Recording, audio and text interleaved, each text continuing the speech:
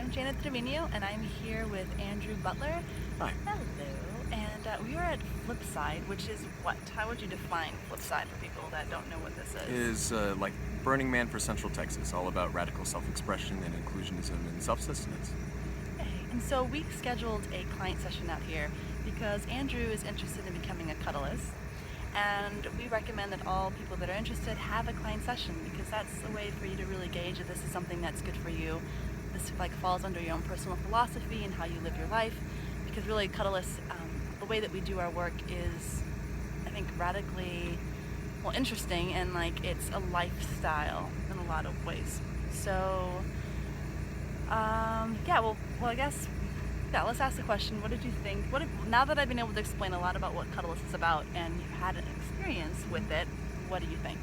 Well, it was a lot of what I expected, which was a very interesting communication and consent-based meeting that wasn't as much about the cuddling as it was about creating that safe and gentle space and really just sharing a very important human connection and building off of that trust and care. It was beautiful. See, and I think that's the thing that as cuddlists, we're trying to do is it's not so much about the cuddling. I mean, you can ask for the touch that you want, but ultimately it's the experience that you want, right? Because the experience is empowering. To be able to ask, that in itself is, I think, the part that a lot of people need, I think, would be really helpful to experience that kind of Yeah, absolutely. thing. So, let me think, another question about our session or about our... So let me ask you this about consent. What can you say about consent in your world? How much have you been able to explore that idea? Where did you learn? What's your relationship with consent? Well, it's an interesting one. I think growing up, especially as a white male, there was a long time where the idea of consent as its own thing, as an important social organism, didn't really exist. Not in a ill-intended way. It just wasn't there. And growing up and becoming an adult, I became so much more aware of how crucial and important it was. And not only that, but observing how in our society, we're never taught really about consent. It's not important to American society.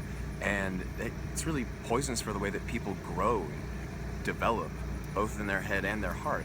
And so just being both a performer and generally loving people in life, I've discovered how important it is to not only have consent, but create the space of full trust and communication where people can know that if they ask for something, that maybe they can have that. Maybe.